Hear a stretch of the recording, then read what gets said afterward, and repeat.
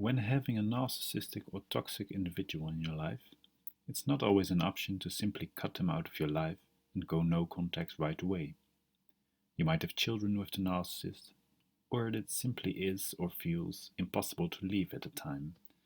A popular method to handle these manipulative and toxic persons when still having to interact with them is called the grey rock method.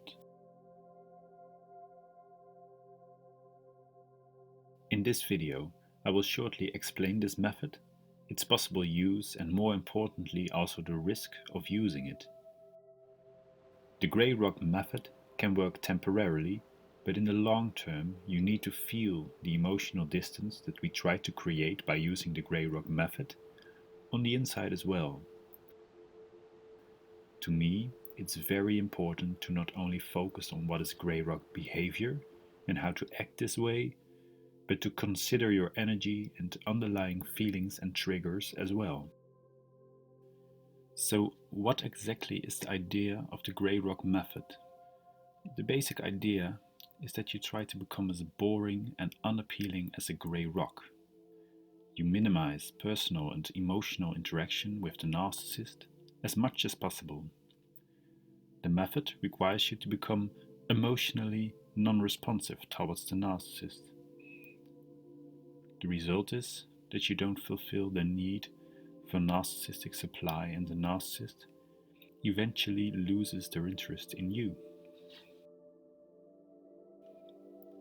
If their need is not fulfilled, a narcissist eventually will look for another source of energy because a grey rock is not fulfilling the narcissist's needs.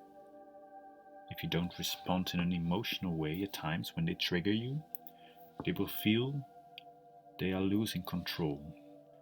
And normally, your emotional reaction is their confirmation of having control. Therefore, when you become calm, non-emotional and boring, it's the opposite of what they need and want. It's important to know that when consciously using the grey rock method, you are participating in a game of manipulation. You have to realize this. Acting like a grey rock is a form of disconnecting from who you essentially are. And therefore, it will cost you energy. The truth is that if you have to pretend or act as a grey rock, it's unhealthy for yourself in the long term. It's because your attention will still be with how to behave and act around this narcissist. So yes, it will be a relief temporarily, and yes, it can be very useful or even necessary in order to create some emotional distance at first, but acting like a grey rock only works for some time. In the long term, it's more important to focus on yourself and to feel this emotional distance from the narcissist from within. It's about finding the strength to heal what's inside you and what causes you to get triggered. When you heal on the inside, their power over you will slowly disappear and you will feel that you are in control. I hope this makes sense.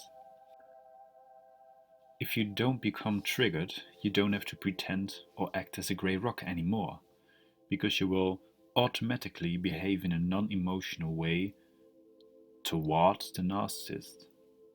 You will recognize the narcissist and their behavior for what it is. It will look sad and empty rather than terrifying.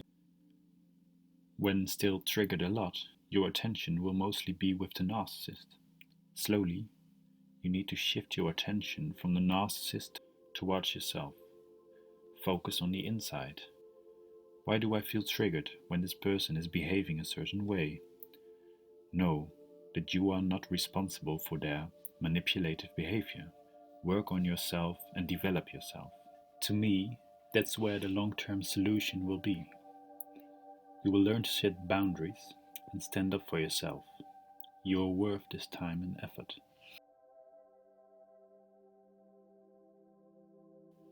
You can learn a lot more about how to exactly use the grey rock method in my in-depth article, which you can find in the subscription. In this article, I share some insights and what to be aware of. I hope this can be useful to you and I wish you strength.